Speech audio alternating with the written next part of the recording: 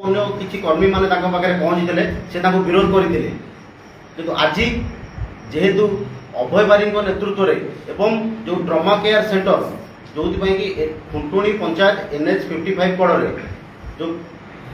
जो कार्यक्रमटा होमर आसु जो चिकित्सा केन्द्रटा जोटा कहूँ दीर्घ 7 मास हम जानुरी मसरू आज की जुलाई मस दीर्घ 7 मास हम से कम टी बंद कर रखी आमर जो सभापति विपिन बिहारी प्रधान आज कहते कमटी कोड माने इलेक्शन कोड ऑफ कंडक्ट कारण आम बंद कर रखी से बोधे ज्ञान ना जानुरी मसरे ए कमटी सांक्शन होती किंतु दीर्घ 7 मास कौन पे बंद कर रखी रणेन्द्र प्रताप स्वाई एवं जो आम स्वाधीन छाड़ी जीतन समी सभ्य गगन बिहारी परिडा से कहले 2% आमको कमिशन नदेले कम करदेबुनि जहाँफल से कौन कारण आम सहित जोगाजोग कले आम तपन और मो सहित कानुआदा एम सहित जोगाजोग कलापर आम अभय भाई को कंटाक्ट कलु भाई से आप सहित देखा करा चाहते और भाई सहित देखा कलापर अभय बारिक निर्भर प्रतिश्रुति देले जेहेतु यहाँ लोकंर कार्य से सब लोक सहित अच्छा तेणुक आपण निर्द्वंद्वर से कम करूँ एवं से भाई को कहले भाई यही दिन में मुझे शिलान्यास करी आपड़ से आसिक पहुँचु आपण उपस्थित एवं जो आम समाजसेवी अच्छा गौरहरी महांती से भी उपस्थित थे ग्राम्य कमिटर किसी सदस्य सी भी उपस्थित रहिले समस्त उपस्थित ए कार्यक्रम हबार थिला किंतु एक उद्देश्यमूलक भाव में राजा स्वाई निजर बाहावा नापी जेहेतु लोक पसंद करूना कारण सी जानी सारे जिते इलेक्शन में खुंटुणी पंचायत रे अभय बारी को 12 खंड भोट रे देकी लोक जितेले से जिनटा से सहयोग कर काले से अभय बारिक ना नहीं जीवे से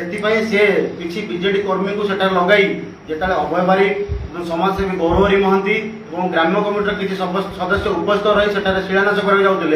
मैंने जबरदस्ती आम सहित बाड़ाबाड़ी कर गंडगोल आरंभ करते द्वितीय पॉइंट को मुझे राजा स्वाई पूर्वदिन राति 1 मीटिंग करी कहले जोरदार मुलकता तुम्हें से बीजेपी पिला बाड़े हटाओ अभय बारिक को एंट्री कर दियोनी किंतु गाँ लोक से बहुत मात्रा स्वागत करते जेहेतु एते दिन कार्यक्रम माने दीर्घ 35 वर्ष कहे संघर्ष करूँ PSC रु CSC हे किंतु CSC तो अभय बारिक नेतृत्व में CSC होगा जाऊँ जो मैंने लोक जानी ना आम संपूर्ण रिपोर्ट दे सारू 2018 मसीह सांक्शन होता आमर PSC को CSC रे परिणत किंतु कहार इंगित ए कार्यक्रम बंद रही केवल यार मुख्य कार्यकर्ता होती रणेन्द्र प्रताप स्वाई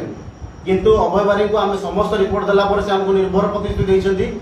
निश्चित 6 मास भितर ए कार्यक्रम आरंभ करेंगे किंतु ताहाको एक दृष्टांतमूलक कार्य भाव एवं जो 7 मास पूर्व जो काम को बंद करते ट्रमा केयर सेंटर जहाँकि एक निहाती जरूरी जेहेतु यह कर एक NH 55 अच्छी बारंबार ये दुर्घटना होची तो से जिन को से 7 मासर कार्य जो बंद होता सी आरंभ कर सी ना नहीं जीवे से ए गंडगोल प्रायोजित कर जेहेतु से राति 1 आसी समस्त को डाकी से एकाठी कहते तुम्हें से अभय बारी को पुरई दियोनी किंतु लोक बहुत मात्रा स्वागत करते आउ गोटे रहा सेकेंड जिनस गला पोल जितेबाला राजा बाबू आम गला पोल उद्घाटन कले से हूँ नेशनल हाईवे डिपार्टमेंट जहाँकि संपूर्ण मात्रा हूँ केन्द्र सरकार बोधे साधारण से कर्मी हो सरपंच की समिति साधारण ज्ञान ना से जड़े केन्द्र मंत्री से शिलान्यास करा से तो राजा बाबू को आम विरोध करूँ तो ये विरोध कर कारण आसला कौट